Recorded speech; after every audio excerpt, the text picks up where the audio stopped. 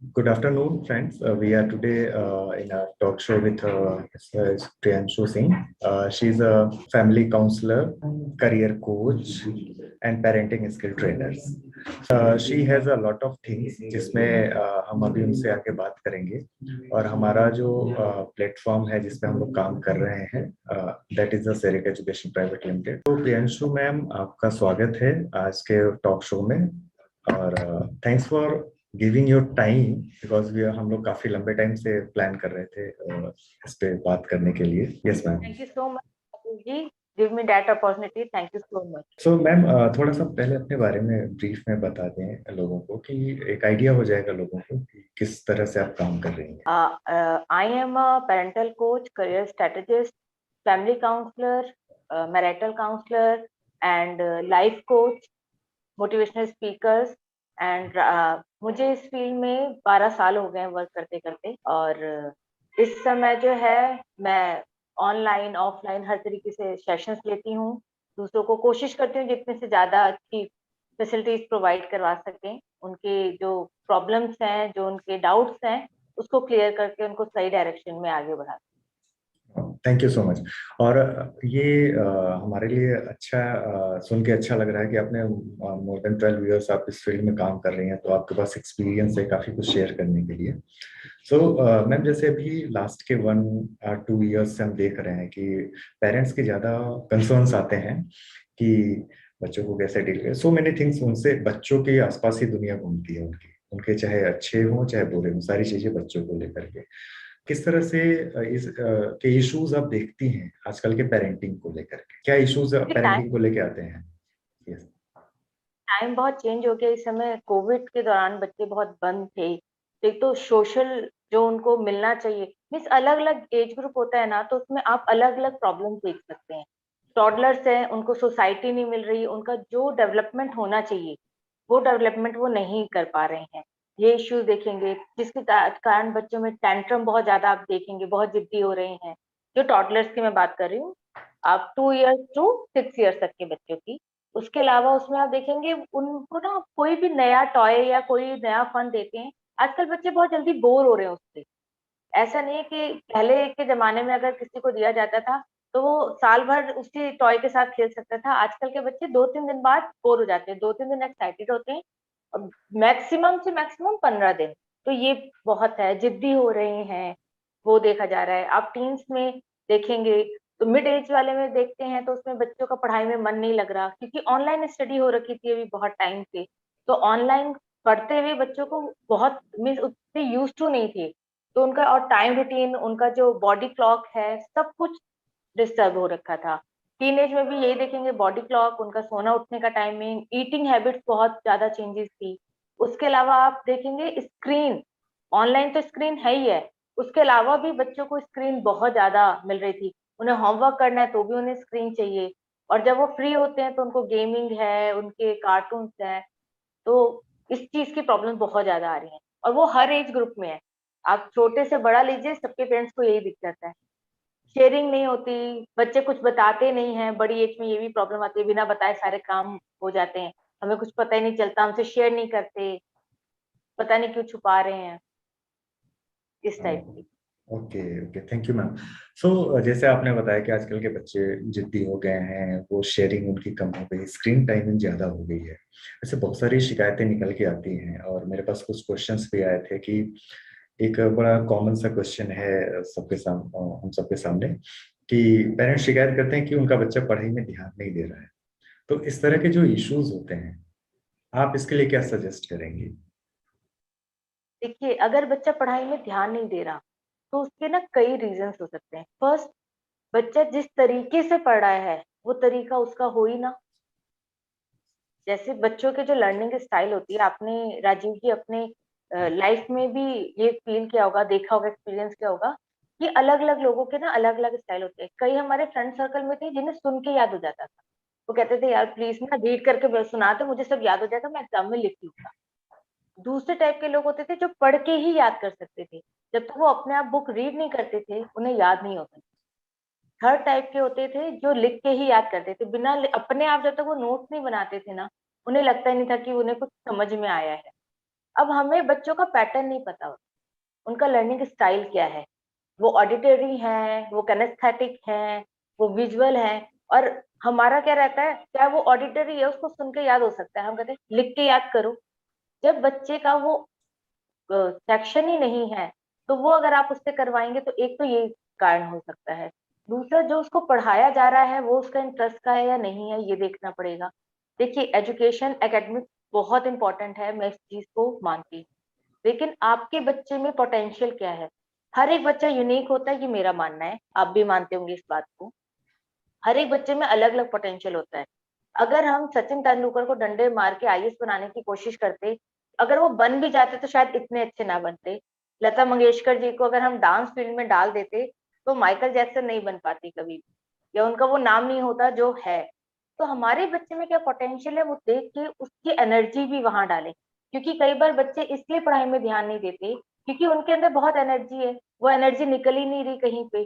जब तक वो एनर्जी निकलेगी नहीं, तब तक उनका ध्यान कहाँ केंद्रित होगा। तीसरी चीज जो है, 3D व्यू गेम्स अगर बच्चा खेल रहा है तो उससे आप देखेंगे कंसंट्रेशन पावर बहुत और बहुत ज्यादा कम होता है, क्योंकि 36 एंगल पे एकदम से उसमें रोटेट होता है, बहुत फास्ट होता है। हमारे ब्रेन को आदत नहीं होती इतना फास्ट चलने की।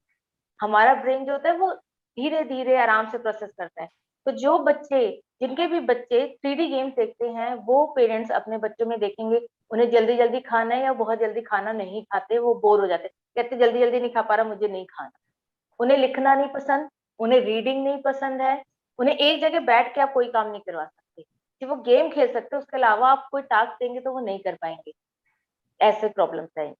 तो ये गेम अभी तो बच्चों के लिए थोड़ा सा उसको रिस्ट्रिक्ट करना चाहिए। It's very true.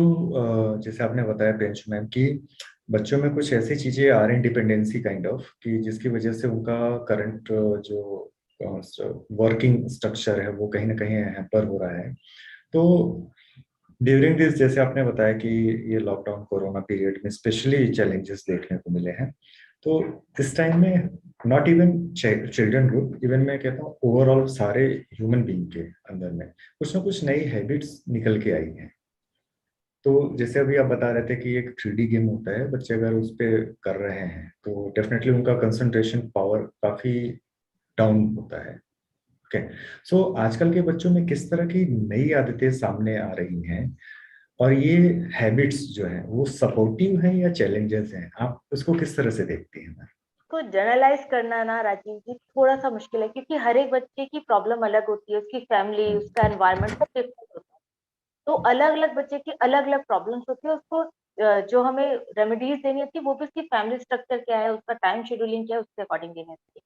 लेकिन फिर भी अगर आप पूछ रहे हो तो मैं बस इन शॉर्ट थोड़ा सा एक करती हूँ, मैं इसको जनरलाइज नहीं कर रही हूँ, मैं सिर्फ एक व्यू दे रही हूँ कि आजकल ना बहुत स्कोप है हमारी फील्ड में, बच्चों को बहुत कुछ अचीवमेंट मिल रही है, बहुत कुछ वो बहुत जल्दी कुछ सीख सकते हैं।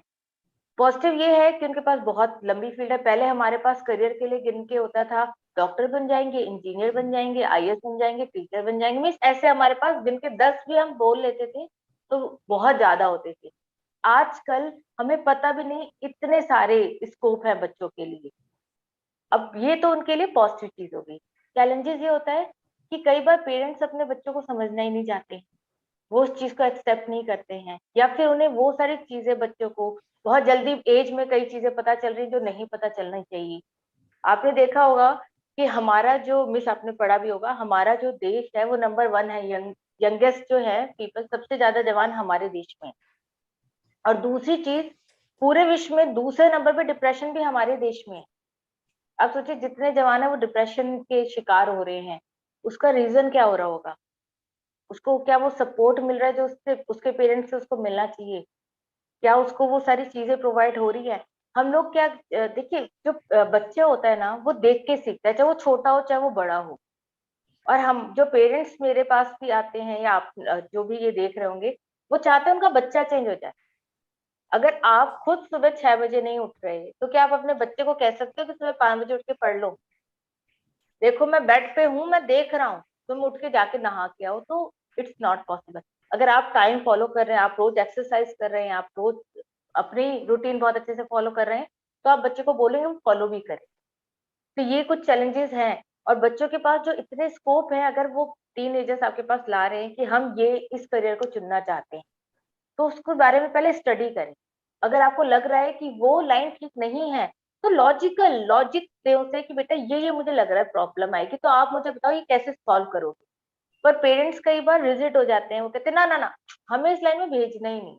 तो इस वजह से उनको अपने बच्चों से भी कई प्रॉब्लम आएगी कि बच्चे उनको उतना फिर सपोर्ट नहीं करेंगे, उनको सुनना ही नहीं पसंद करेंगे।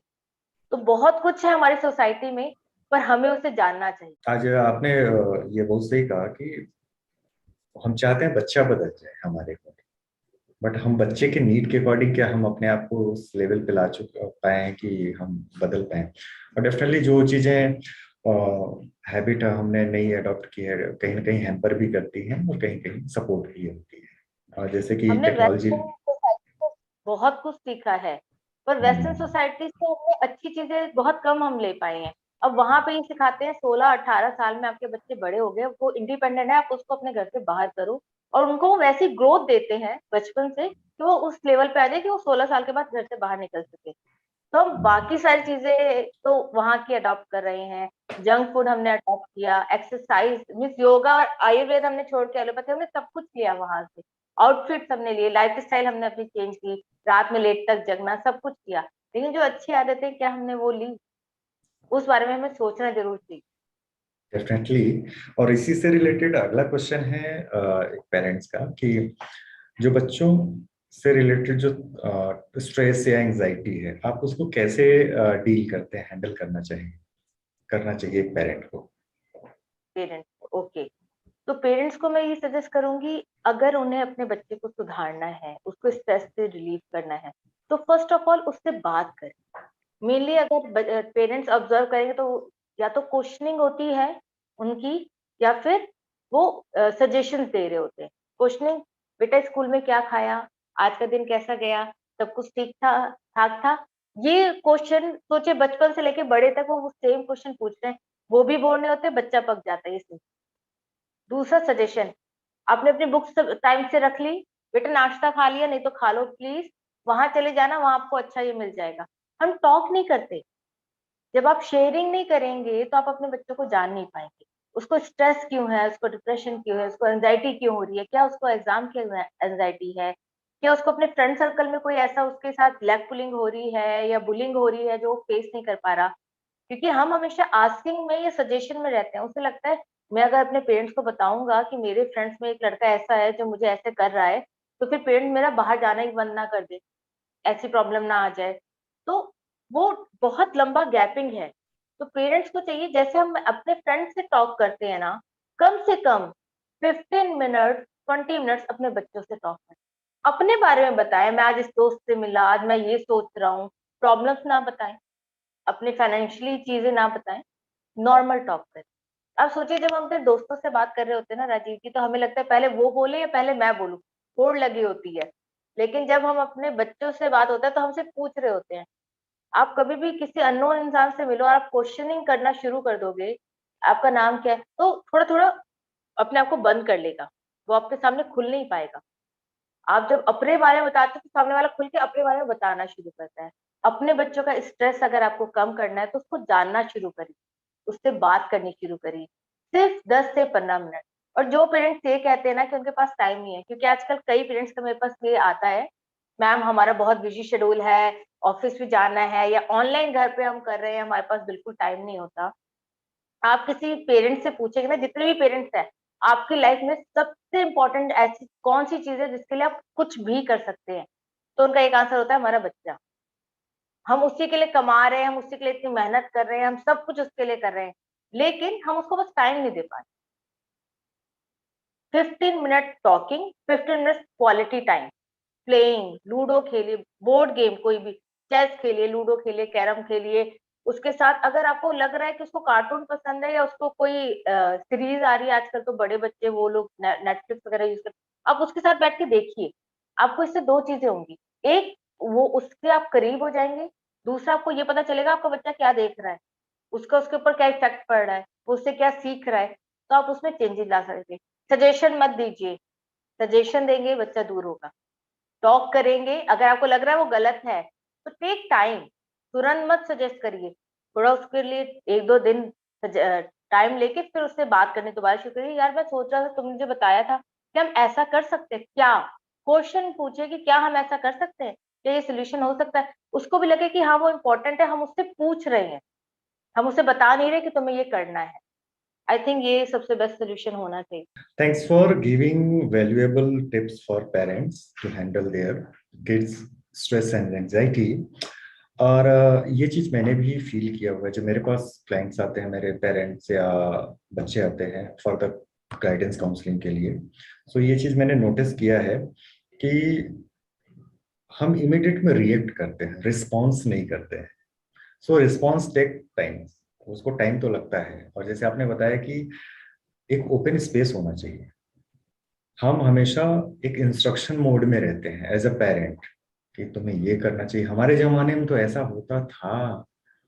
हाँ, बहुत बहुत पसंद है ये। हाँ, हमारे जमाने में तो भाई ये जमाना बदल चुका है। अभी का जमाना देखो, जो जनरेशन गैप है। एंड मोर ओवर ये चीज मैंने देखा है कि एक्सेप्टेंस कहीं ना कहीं वो लैकिंग होती है from the end of parents. Acceptance उनमें नहीं होता कि जो हमने सीख लिया सही होगा, या हमने जो सीखा है वही परफेक्ट है, 100% पत्थर की लकीर। सो यस, आप एग्जाम्पल कुछ। भी वो एपीजे अब्दुल कलाम का देंगे और आपके किसी बड़े बड़े का देंगे, आप अपना एग्जाम्पल कभी नहीं दे पाते अपने बच्चे को। तो मैं पेरेंट्स से ये कहती हूँ, जैसे चाहते हैं ना आपका बच्चा बने, आप खुद बनने की कोशिश करो। जो डिफिकल्टीज आएंगी वो आपको पता चलेंगी, और फिर उसको कैसे फेस करना है वो आप शायद उसे अच्छे से समझा पाओ, और वो सीखेगा देख के कि आप कर रहे हो इसलिए उसे करना है।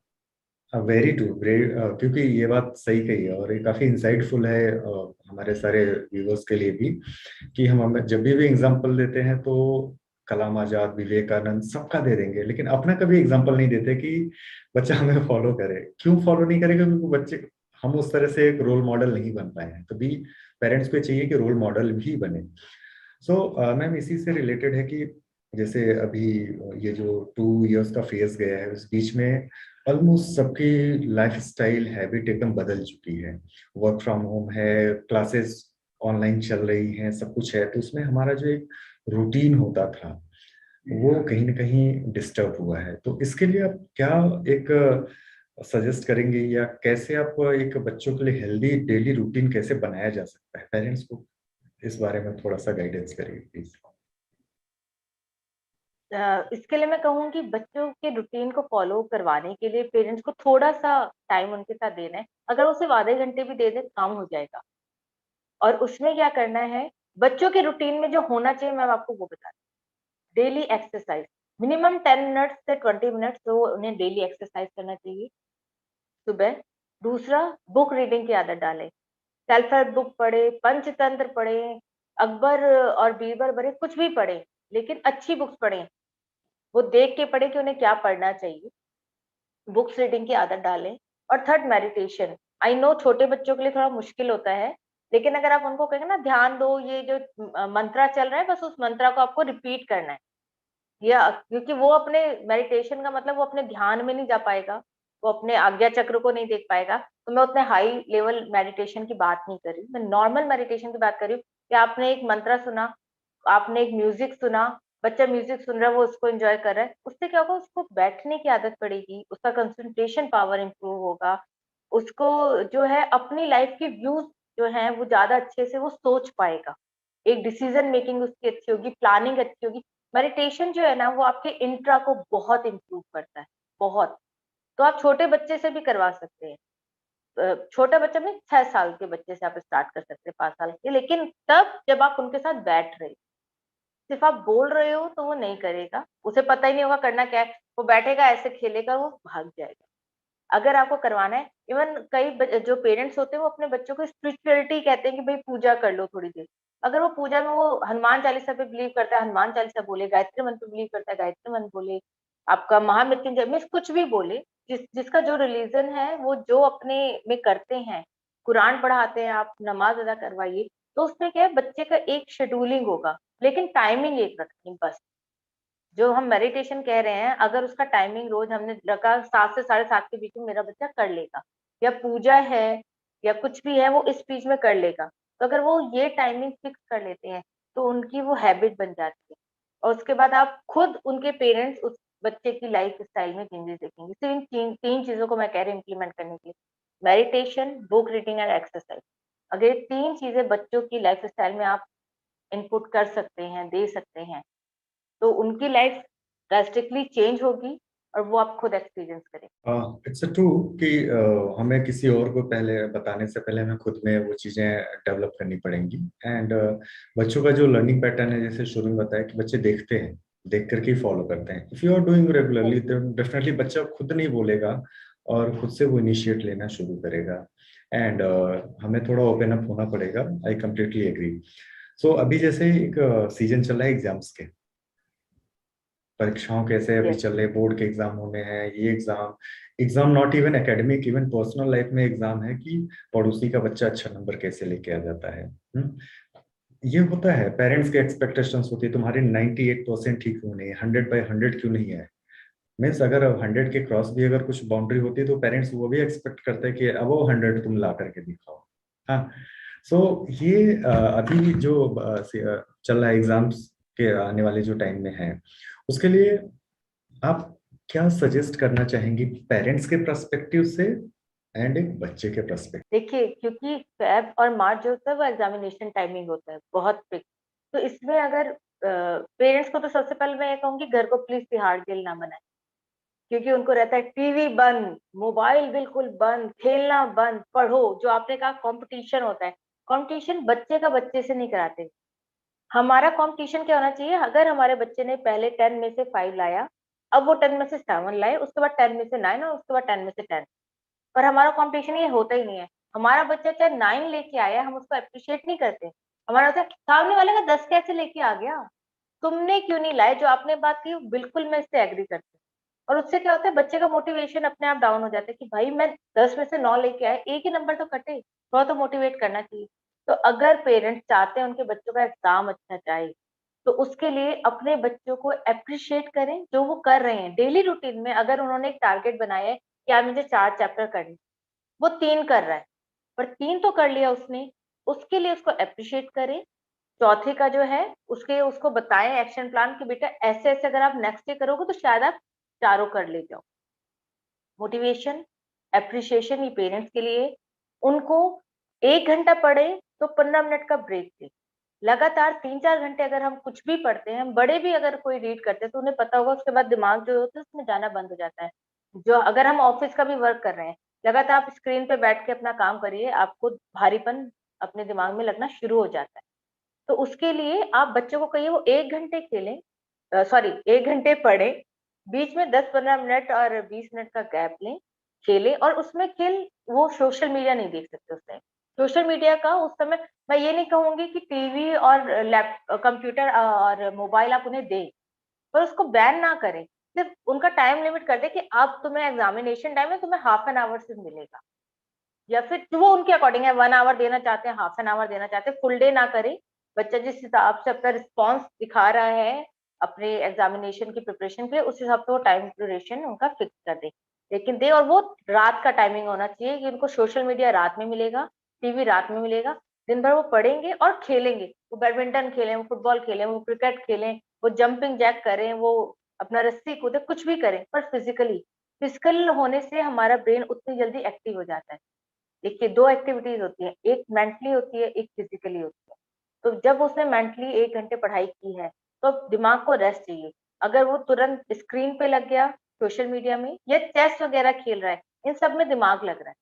लेकिन जब आप अपना फिजिकली खेलते हो तो उसमें इतना दिमाग नहीं लगता, आपका फिजिक ज़्यादा एक्टिव हो जाता है।